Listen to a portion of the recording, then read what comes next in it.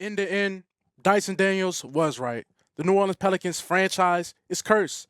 Simple as that. And I just want to know, is it ever going to end? So I'm going to break that down right now in the Pelicans Scoop. Cue the music. This is the Pelicans Scoop with Jordan Kitchens, breaking down everything under the sun about your New Orleans Pelicans. Smash that like button, leave a comment, and subscribe to stay on top of your Pels content. Now, running point, here's Jordan. What is good, YouTube? Welcome back to another edition of the Pelicans Scoop. I am your host with the most, Jordan Kitchens. And ladies and gentlemen, it brings me great sorrow to come to you guys today on this camera. First of all, y'all see it's a little different today. The studio, they're putting these little bad boys in the soundproof joint, so we'll have those finished maybe the next couple episodes. So if you see this, I'm not in a abandoned shed, some bando right now recording this. No, I'm still in the studio.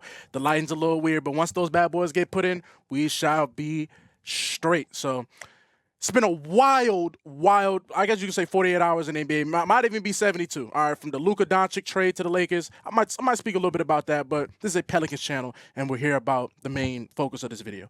This team being cursed. All right, so Dejounte Murray, I didn't make a video about it because just distraught, okay? Distraught. And honestly, by the time I made one, so many other videos are out, so it's like, I'll just address it all. So Dejounte Murray ends up tearing his Achilles against the Boston Celtics, and Friday, just devastating. It's devastating because how much Dejounte Murray has persevered this season to even get on the court from, I think his mom had the stroke and then breaking his hand game one and just dealing with all these little other injuries like the elbow, got the sore elbow and all this. So the fact, and then he was just so excited.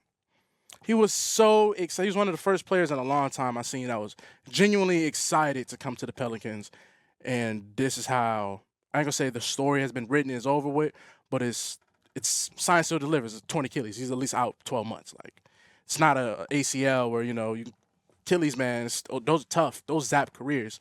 I mean, truthfully, it's eerily similar to the Boogie Cousins, right? When Boogie Cousins got to the Pelicans, all right, tears his Achilles like January. It's like January, he tears his Achilles, and that was the it. All right, you had Anthony Davis and Boogie Cousins both going crazy. Rajon Rondo coming over here getting 5 points and 17 assists and all that crazy nice. Anthony Davis getting you 30, 20. Boogie come give you 30 and 20. And then boom, he goes down chasing a rebound. Dejounte non-contact just goes down and just immediately you knew it was over with. Right? Immediately you know when it's over with that Achilles because it's everything stops.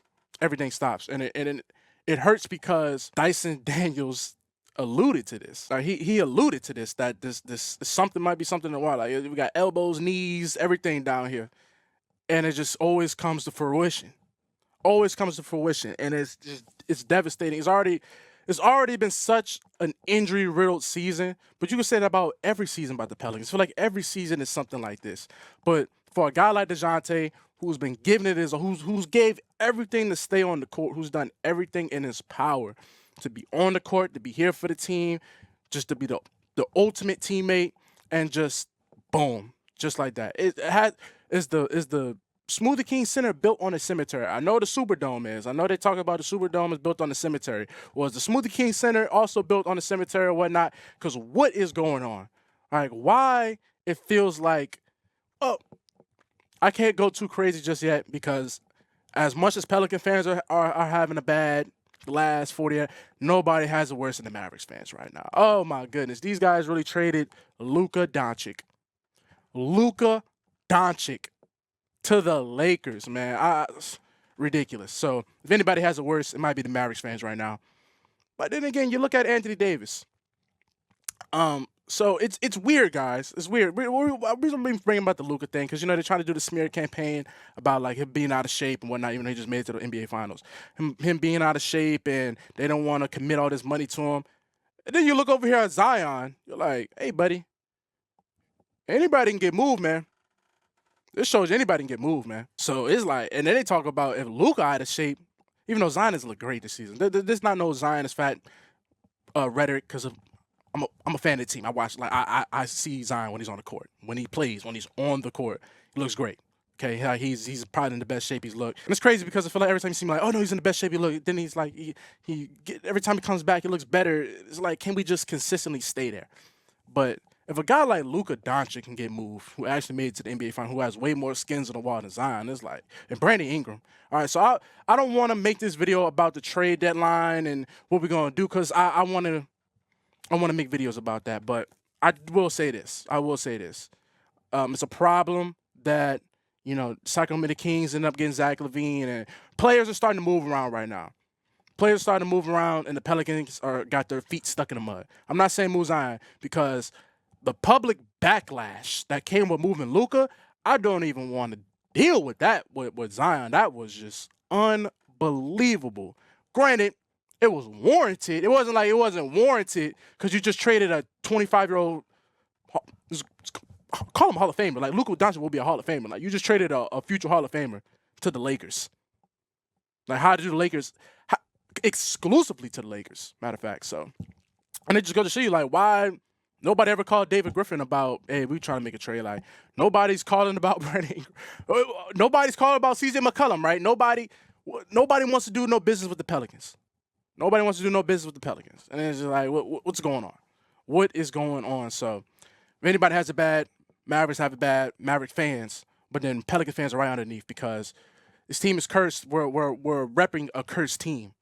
This might be a cursed city because now the Saints are back in the headlines for the Archdiocese scandal. It's like, what is going on? Truthfully, man, it's just time to call a spade a spade. This franchise, both franchises, the Saints, Pelicans, cursed. Simple as that. It's cursed. I don't know what they have to do to rectify this. Is it Gail Benson need to sell both the teams or whatnot, especially with this Archdiocese situation coming back, nearing its ugly head. Everybody gets hurt on the Pelicans. Dejounte Murray, the man that deserved the least. I hate to say that. I hate to say it like that. I hate to word it like that. But the man that deserved the least to get an injury like that gets an injury like that. The man that has gave everything out of everybody on the team, maybe CJ McCollum in trade because he had to come back from injury too. The man that gave the most, Dejounte Murray, is the one that goes down like that. And I hate to say it, he might not be the only one. You can't tell no more with the Pelicans. You can't tell no more with the Saints. You can't tell no more. You don't know what is going on. The city is just surrounded by some type of bad energy or something. It has to be. Like, there is just no way that both teams are cursed like this. Whatever makes out of this, maybe it's time for just a breath of fresh air to come in and just like the Commanders. All right, Dan Snyder got Dan Snyder out of there. Now they get a brand new owner, Dyson Daniels, and now they are just top of the world. So maybe that's what the Pelicans and Saints, because they're both connected, that's what maybe they need to do. Maybe Gail Benson, Mickey Loomis, David Griffin, all y'all pack y'all bags, get out my city. Let's get out my city. We just need something fresh because it's cursed. Call it what it is. You got guys from Australia. Dyson Daniels is not even from America. This man is from Australia. You got people from another country telling you this. He's not even from America. He's an Australian. You got an Australian telling you this, that this franchise is cursed. That man been here, 3 years, 4 years? Dyson was on the team? And in 3 to 4 years, he's telling you that? I don't know, man. Something going on. What you guys feel? Y'all let me know in the comments down below. Y'all feel like this franchise cursed? Both franchises, Saints and Pelicans. Pelicans cursed, Saints. What do you guys think? What is going on? My mind is in a million places. Big week coming up. Great vids coming up, but we're cursed. Just call a spade a spade. So I appreciate you guys for sticking in. Y'all not cursed, but the team that we rep the most, teams, is cursed. So y'all, appreciate you guys. Like I said, comment down below. What do you guys think? Is there any fix to the situation? Does Gal need to sell the team?